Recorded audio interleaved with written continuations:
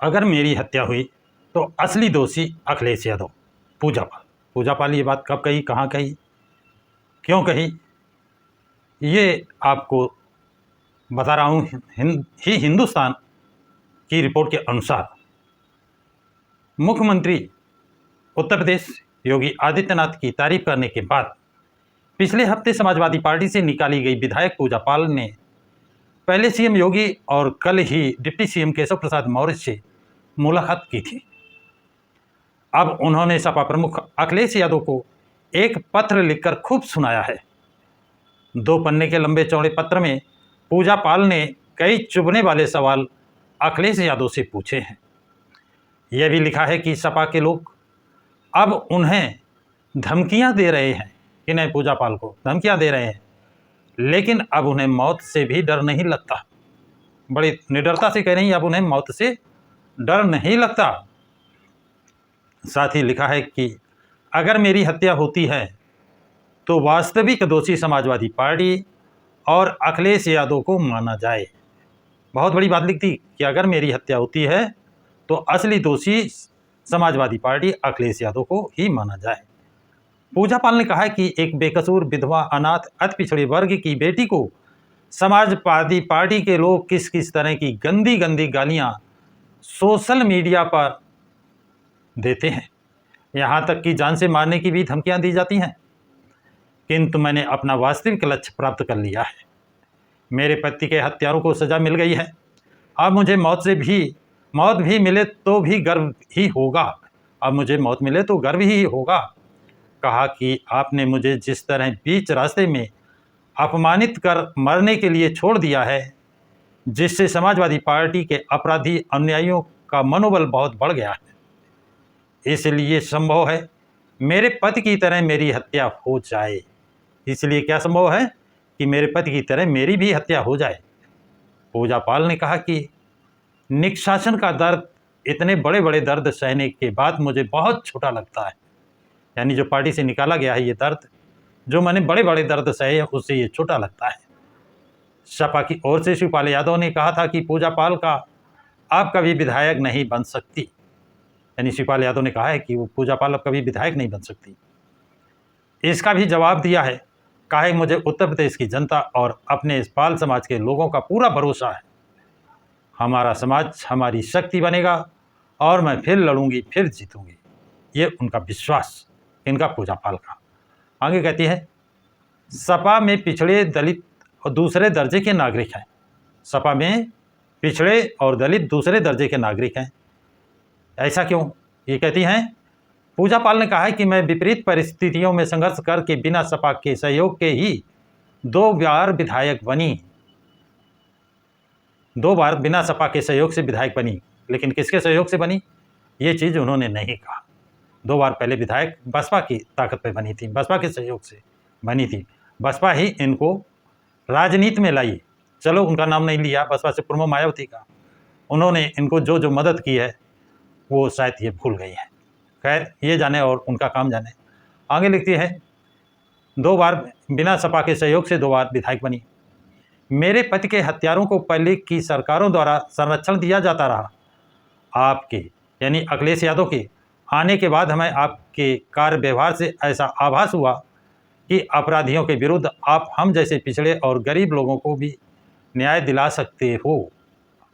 इसी कारण मैंने समाजवादी पार्टी के कार्यकर्ताओं और नेताओं के कहने पर समाजवादी पार्टी ज्वाइन कर चुनाव लड़ी और तीसरी बार विधायक बनी।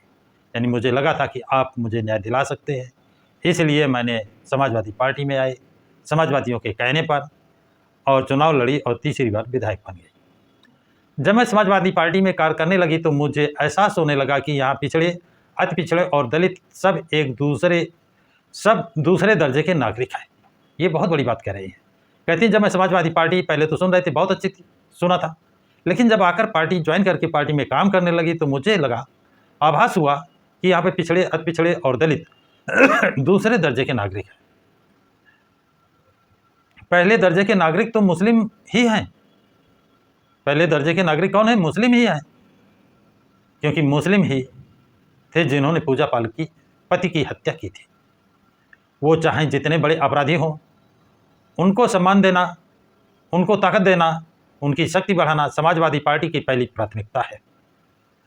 मैंने बहुत प्रयास किया कि आप हमारे पति के हत्यारों को उनके किए की सज़ा दिलाएंगे, लेकिन उत्तरोत्तर प्रयास के बावजूद सिर्फ निराशा ही हाथ लगी, यानी कोई काम नहीं समाजवादी पार्टी ने किया।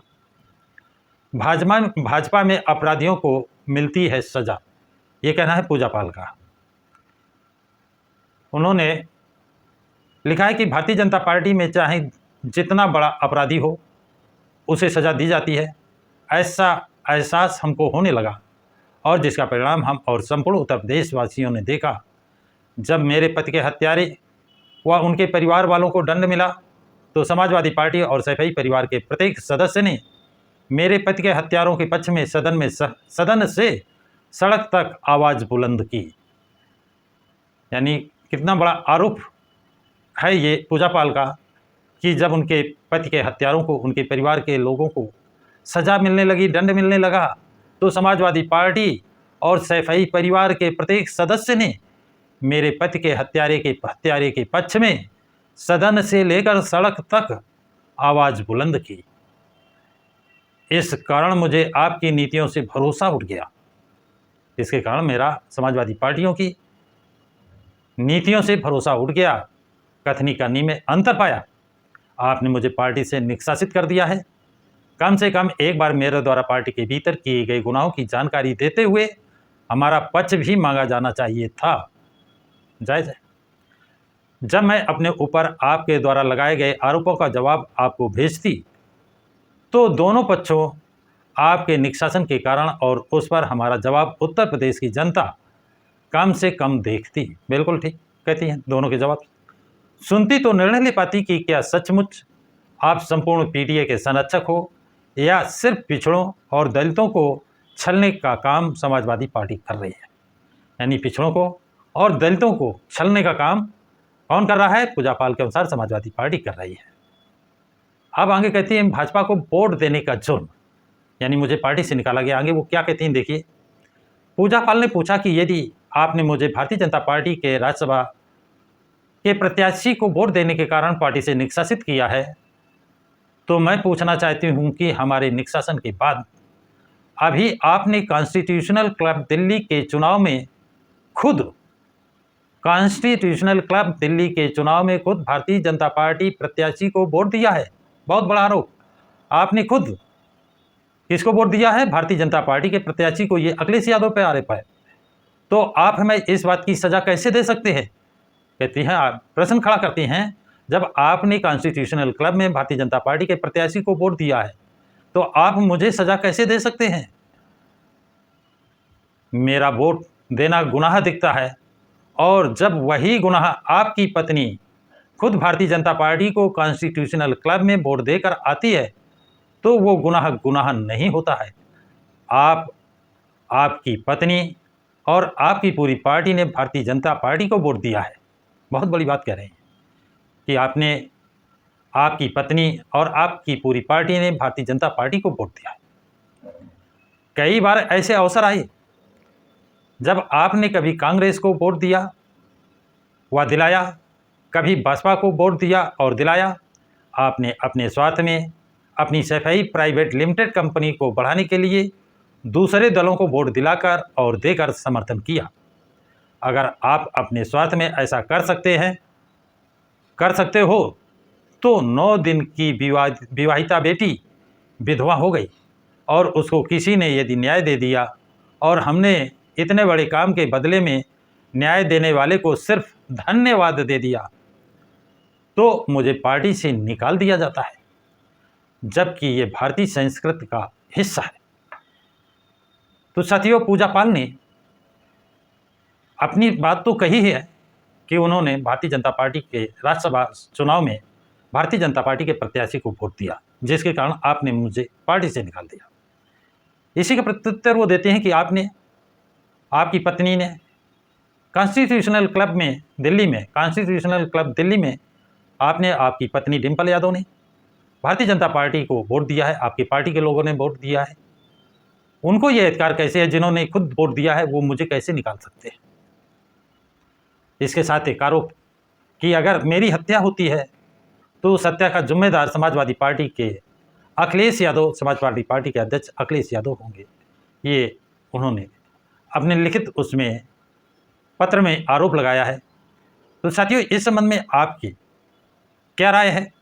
पूजा पाल ने जो आरोप लगाए हैं, एक तो हत्या संबंधी, दूसरा उन्होंने ये स्वीकार कर लिया है कि उन्होंने भाजपा के राज्यसभा प्रत्याशी को वोट दिया जिसके कारण उनको निकाला गया। लेकिन उन्होंने आरोप भी लगाया है कि कॉन्स्टिट्यूशनल क्लब दिल्ली में भारतीय जनता पार्टी के पक्ष में समाजवादी पार्टी के अध्यक्ष अखिलेश यादव और उनकी पत्नी डिंपल यादव और समाजवादी पार्टी के लोगों ने वोट दिया। ये बहुत बड़ा आरोप है।